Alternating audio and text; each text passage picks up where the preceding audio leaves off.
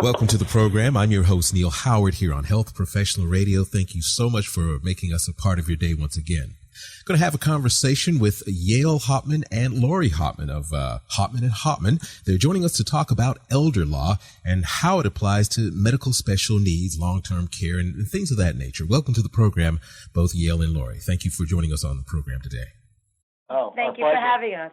Great. Well, I did mention that you are with Hauptman and Hauptman. Tell us a bit of background about yourself, Yale, if you would.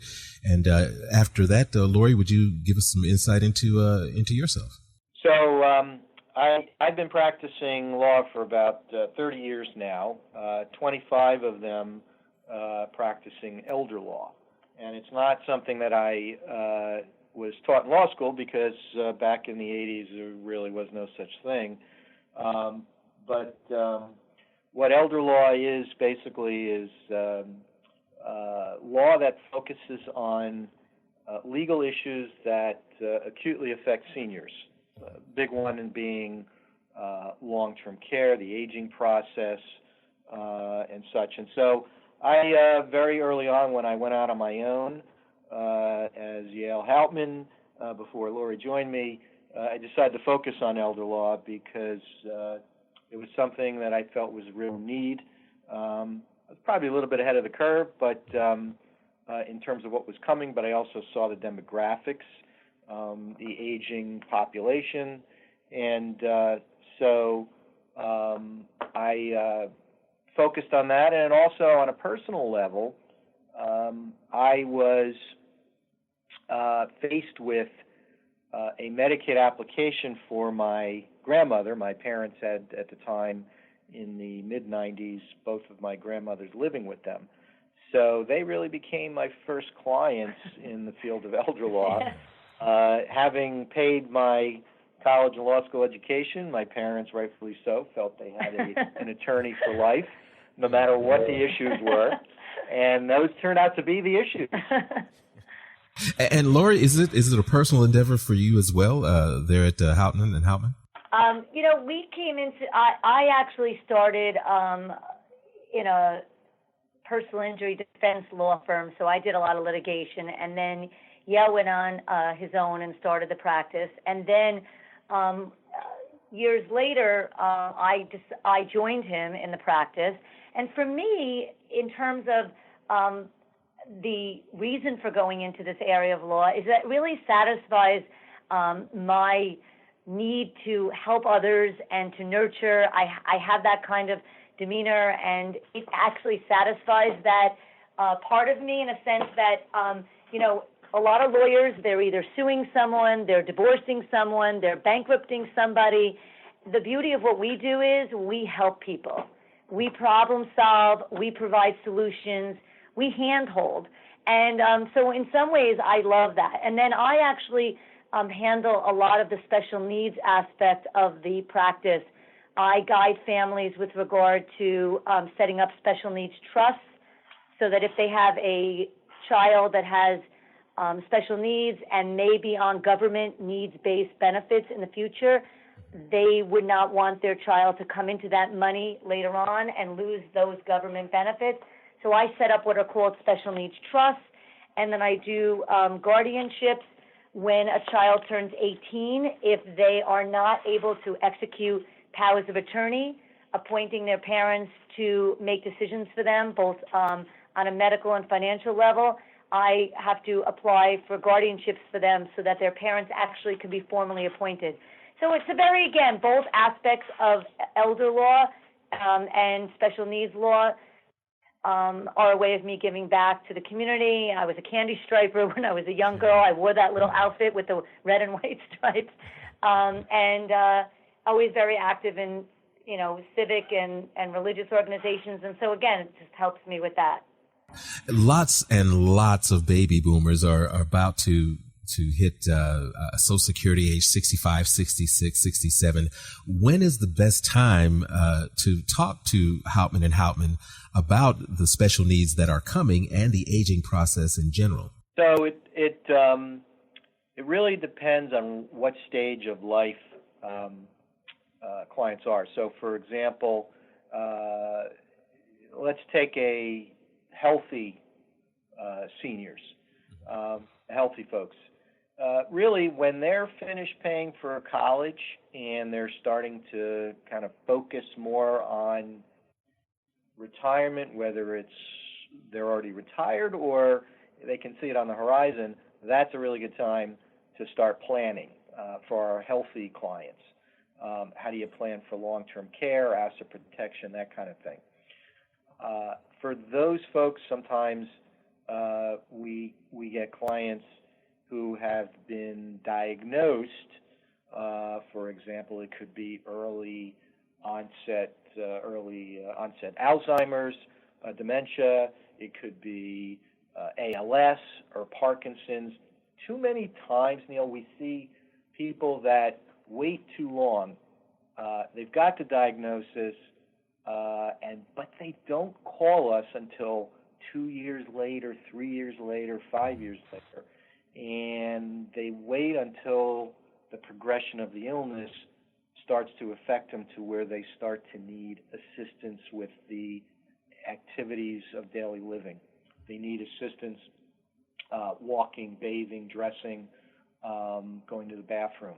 And that, while it's never too late to do something, the best we can do is when those diagnoses first occur. Hopefully, with early detection in a lot of cases, we see people that are notified or are advised or diagnosed earlier in the process, but then they wait. So for those folks, it's really when the diagnosis comes, that's when they really need to see an elder law or disability planning attorney.